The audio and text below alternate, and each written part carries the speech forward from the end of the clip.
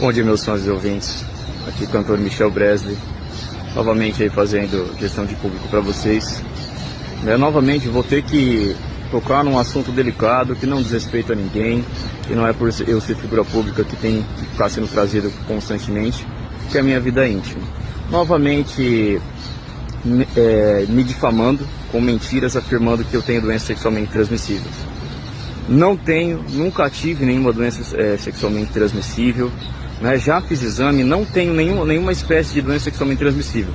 Novamente, a sociedade paulista, uma tática populista de incriminar uma pessoa de bem, que já teve participação na política, vem trazendo essa informação para me jogar à margem da sociedade, me matar, nem me considerando a possibilidade de participar em disputas políticas e outros setores da sociedade, como por exemplo a arte e a música.